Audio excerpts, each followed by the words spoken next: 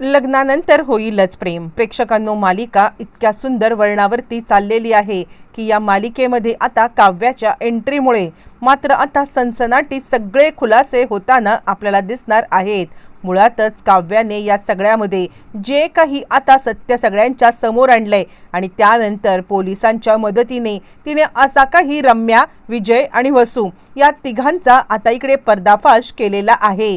नक्की असं काव्याने काय केलंय, काव्याला असं काय समजले आणि तिने नंदिनीला न्याय कसा मिळवून दिलेला आहे, सगळं या व्हिडिओमध्ये पाहायला मिळणार आहे. छोटासा व्हिडिओ आता आपण पाहिले की विजय इकडे मुद्दामच आता काव्याला इन्सिक्युअर करण्याचा प्रयत्न करतोय, जेणेकरून काव्या या सगळ्यामध्ये इन्सिक्युअर होईल आणि इन्सिक्युअर होऊन आता या सगळ्यामध्ये काव्याला पार्थबद्दल राग येईल आणि ती काहीतरी वेडवाकडं पाऊल उचलेल आणि याचाच फायदा विजय आता घेऊ शकेल. आणि त्यासाठी त्यांनी आता रात्री ज्या वेळेला आता इकडे बाहेर पडलेला असतो पार्थ, ते पाहिलेलं असतं आणि म्हणून याचाच वापर करून आता तो लगेचच तिला सांगायला लागतो, तुला माहिती आहे का, म्हणजे कसं आहे, लग्न झालेला माणूस हा नेहमी खोटं बोलत असतो. काल रात्री तुझा नवरा कुठे गेला होता? आणि त्यावरती काव्या म्हणते, मुळातच आता इकडे खरं काय खोटं काय हे मला तुमच्याकडून जाणून घ्यायची अजिबात गरज नाहीये. काहीही झालं ना तरी माझ्या नवऱ्यावरती पूर्णपणे विश्वास आहे आणि तुम्ही माझ्या मनामध्ये विष पेरण्याचं बिलकुल काम करू नका.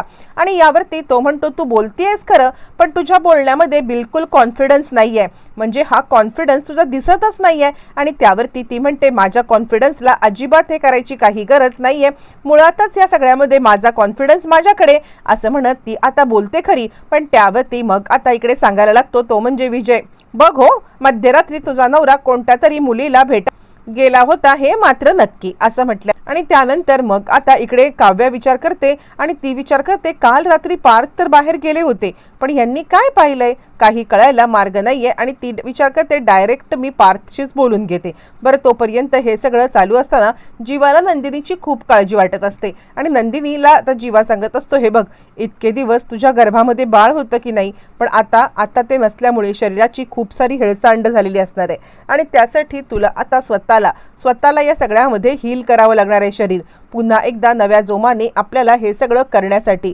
कळतंय का तुला? आणि असं म्हटल्यावरती मग आता लगेचच इकडे सांगायला लागते नंदिनी आणि नंदिनी जीवाकडे पाहते. खरं तर स्वतः या सगळ्यामधून सावरण्याचा खूप प्रयत्न करत आहे आणि जीवा तिला मदत करतोय. तोचपर्यंत इकडे आता काव्या पार्थ जवळ आलेली आहे आणि पार्थ जवळ येत आता काव्या त्याला विचारते की ही दिव्या तुम्हाला कधीही आधेमध्ये कधीही फोन करते, एक काम तर करा ना, जरा हिचा फोन स्पीकरवरती टाका बघे, मी बघते काय आहे ते, असं म्हटल्यावरती मग आता काव्याने फोन स्पीकरवर टाकलाय. फोन स्पीकरवर टाकल्यावरती मग आता पार्थला ती बोलायला लागते की सर, अहो सॉरी हं, म्हणजे मध्यरात्री मी तुमची झोप आता खराब केली आणि मध्यरात्री तुमची झोप खराब करून मी तुम्हाला या सगळ्यामध्ये खूपच त्रास दिलेला आहे, खरं तर मला माफ करा, असं म्हटल्यावरती. आणि त्यावेळेला मग आता पार्थ थोडासा गडबडलाय आणि फोनवरती स्पीकरवरती हे सगळं ऐकत असताना मग आता काव्य सांगायला लागते, काय देशमुख, काल रात्री तुम्ही हिला भेटायला गेलेलात?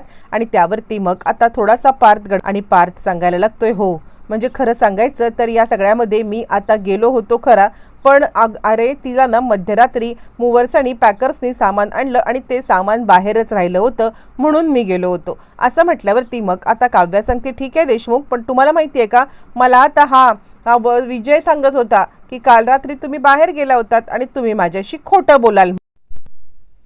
बरं, तोपर्यंत इकडे आता नंदिनी ज्या वेळेला योगा करत असते तेव्हा तिला अचानकपणे पोटामध्ये थोडा त्रास व्हायला लागतो आणि त्यानंतर मग आता नंदिनीला जीवा बाहेर आणतो आणि तो आता मानिनीला सांगायला लागतो की आई, काहीच कळायला मार्ग नाहीये, काय झालंय, अचानकपणे हिच्या आता पोटामध्ये दुखायला लागलेलं आहे.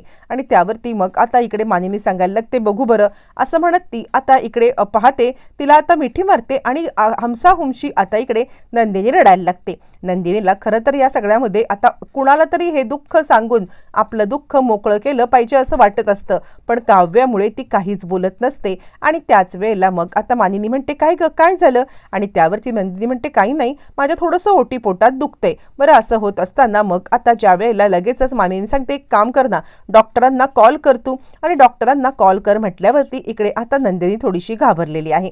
नंदिनी सांगायला लागते, नको, डॉक्टरांना कॉल करण्याची खरंच काही गरज नाहीये. आणि त्यावरती मानिनी म्हणते, अगं असं काय करतेस? आणि त्यावरती डॉक्टर म्हणतात, नाही, जर का असं मध्येच एखादा क्रॅम्प येत असेल ना तर आता डिलिव्हरीच्या वेळेला असं होतं. आणि ती पार्थला विचारायला लागते, काय काव्याला त्रास होतोय का?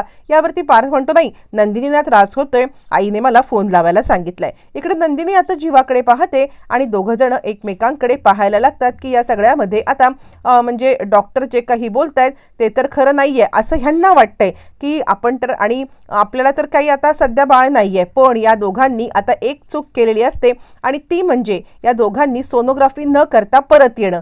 ही त्यांची सगळ्यात मोठी चूक असते. सोनोग्राफी केली असती तर कदाचित त्यांना खूप मोठं काहीतरी गुड न्यूज ऐकायला मिळते. पण सोनोग्राफी न करता दोघं जण परत आलेले असतात.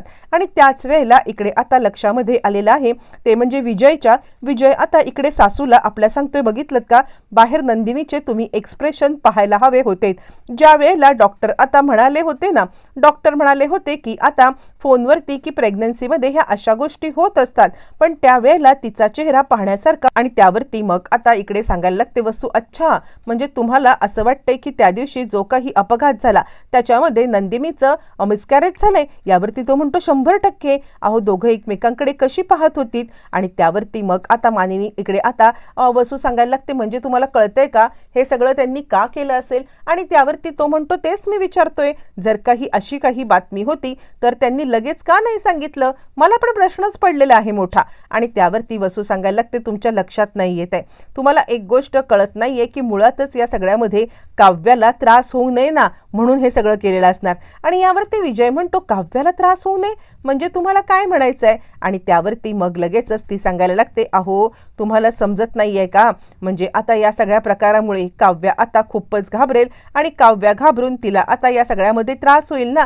आणि म्हणूनच मात्र आता हा सगळा प्रकार करण्यात आलेला आहे. आणि यावरती विजय म्हणतो, अहो मग आपलं काम सोपं झालं की? आणि त्यावरती ती म्हणते, म्हणजे काय? आणि त्यावरती तो सांगतो, ही गोष्ट काव्यापर्यंत पोहोचली ना की काव्यापर्यंत ही गोष्ट पोहोचल्यावरती काव्याला त्रास होणार, काव्याला त्रास झाला की आता बाळाला त्रास होणार. तुमच्या लक्षात येतंय? आपला हेतू इथेच पूर्ण होणार आहे. आपण आता जे काही करायचंय ना ते काव्याला सांगूनच करायचंय. आणि त्यावरती मग आता इकडे वसू सांगायला लागते, अहो तुम्हाला कळतंय का, काव्याला एक सांगायला जाल आणि या सगळ्यामध्ये काव्याला हे सांगत असताना जर का मात्र आता काव्याने सत्यापर्यंत पोहोचली तर, तिने आता आपल्यालाच या सगळ्या प्रकरणामध्ये अडकवलं तर, तुम्हीच हा अपघात घडवून आणलायत असं समोर आलं तर?